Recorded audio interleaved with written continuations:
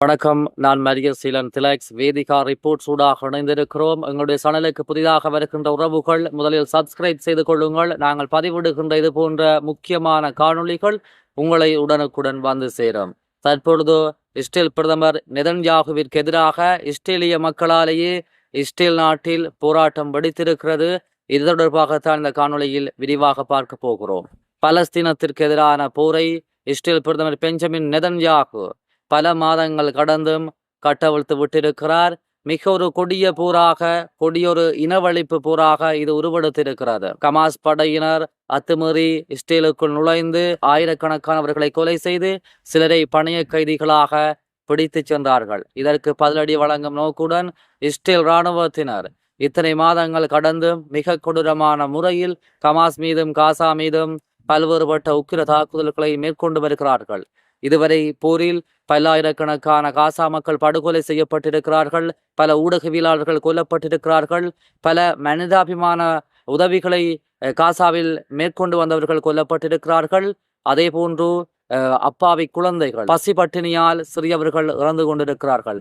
இவ்வாறான சூழ்நிலையில் இஸ்ரேலை உடனடியாக போரை நிறுத்துமாறு உலக நாடுகள் கோரி வந்த நிலையில் இஸ்ரேல் அதனை தட்டி கழித்து காசா மீது தொடர் தாக்குதலை மேற்கொண்டு வந்த நிலையில் பல உலக நாடுகள் இந்த இனவழிப்பை பொறுத்து கொள்ளாமல் காசாவை, அதாவது பாலஸ்தீனத்தை தனி நாடாக அங்கீகரிக்க முடிவு செய்திருக்கிறது. பல உலக நாடுகள் காசாவை தனி நாடாக அறிவிக்கப் போவதாக அறிவிப்பு விடுக்கப்பட்ட நிலையில் சில நாட்களுக்கு முன்பு திடீரென அவசரமாக அமைச்சரவை கூட்டத்தை கூடி முழு காசா நகரையும் இஸ்ரேலிய படைகள் தாக்குதல் மேற்கொண்டு கைப்பற்றுவதற்காக அமைச்சரவை கூட்டத்தை கூடி அந்த அமைச்சரவையின் ஒப்புதலையும் இஸ்ரேல் பிரதமர் தற்போது பெற்றிருக்கிறார்.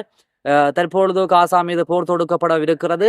இதனை ஐநா சபை உட்பட உலக நாடுகள் இது ஒரு மனித குலத்தின் அழிவாக இருக்கும் என்பதால் இந்த முடிவை இஸ்ரேல் கைவிட வேண்டும் என்று சொல்லி வலியுறுத்தி வருகின்றனர்.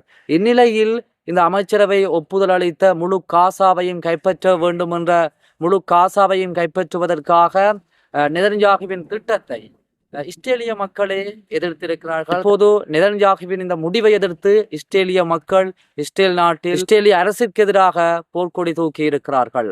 இஸ்ரேலில் பிரதமர் பெஞ்சமின் நெதன்யாகுவிற்கு எதிராக இஸ்ரேலிய மக்கள் வீதிகளில் இறங்கி இஸ்ரேலிய கொடிகளை பிடித்து தொடர் போராட்டத்தில் ஈடுபட்டு வருவதாக சர்வதேச ஊடகங்கள் செய்தி வெளியிட்டுள்ளன. காசாவில் உடனடியாக சண்டை நிறுத்தம் மேற்கொள்ள வேண்டும், காசாவில் கொல்லப்படும் அப்பாவி பொதுமக்களை காப்பாற்ற வேண்டும், பட்டினியால் இறக்கும் சிறுவர்களை பாதுகாக்க வேண்டும் ஆகிய கோரிக்கைகளை முன்வைத்து இஸ்ரேலிய மனிதாபிமான மக்கள் இஸ்ரேல் அரசாங்கத்திற்கு எதிராகவும் பெஞ்சமின் நெதன்யாகுவிற்கு எதிராகவும் தற்போது இஸ்ரேலில் ஆர்ப்பாட்டம் மேற்கொண்டு வருகிறார்கள். காசா முழுவதையும் இஸ்ரேலினுடைய படைபலத்தால் ஆக்கிரமித்து இஸ்ரேலினுடைய கட்டுப்பாட்டுக்குள் கொண்டு வருவதற்காக இந்த அமைச்சரவை கூட்டத்தில் முடிவெடுக்கப்பட்டதாக சர்வதேச ஊடகம் செய்தி வெளியிட்டுள்ளது. இத்திட்டத்துக்கு அந்நாட்டின் அமைச்சரவையால் ஏற்கனவே ஒப்புதல் அளிக்கப்பட்டிருக்கிறது. இருப்பினும் இத்திட்டத்தால் கமாஸ் படையால் பிணைக்கைதிகளாக பிடிக்கப்பட்டிருக்கின்ற இஸ்ரேலிய மக்களுக்கு உயிராபத்து ஏற்படலாம் என்று இஸ்ரேலிய இராணுவம் பிரதமர் பெஞ்சமின் நெதன்யாகுவை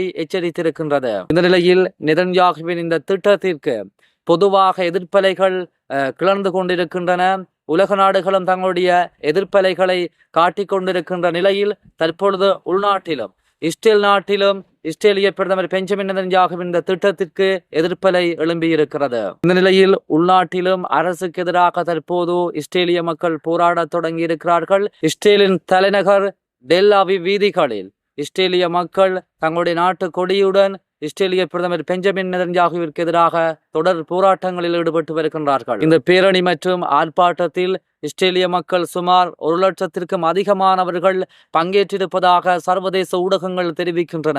காசாவில் சிறைப்பிடிக்கப்பட்டு அங்கு பணைய கைதிகளாக வைக்கப்பட்டிருக்கின்ற மிகுதி 50 பேரையும் மீட்டு கொண்டு வர வேண்டும் என்று சொல்லி போராட்டத்தில் ஈடுபட்டவர்கள் கோஷம் எழுப்பி வருகின்றனர். ஹமாஸ் பல பணைய கைதிகளை ஏற்கனவே விடுவித்திருந்தமை இஸ்ரேல் அரசுக்கும் கமாஸ் படையினருக்கும் தூதரக ரீதியாக இடம்பெற்றதால் இந்த பணைய கைதிகள் விடுவிப்பு சாத்தியமாக இருந்தது. இந்த நிலையில் அதே பாணியில் தொடர்ந்தும் பேச்சுவார்த்தையில் ஈடுபட்டு மிகுதிய 50 பணைய கைதிகளையும் மீட்டு கொண்டு வர வேண்டும் என்று சொல்லி இந்த ஆர்ப்பாட்டத்தில் ஈடுபட்ட இஸ்ரேலிய பொதுமக்கள் பெஞ்சமின் நெதன்யாகுவிற்கு கோரிக்கை விடுத்துள்ளனர். இந்த பணைய கைதிகளை மீட்பதற்காக உடனடியாக சண்டை நிறுத்தத்தை மேற்கொள்ளுமாறும் பெஞ்சமின் நெதன்யாகுவிற்கு போராட்டக்காரர்கள் எச்சரிக்கை விடுத்துள்ளனர்.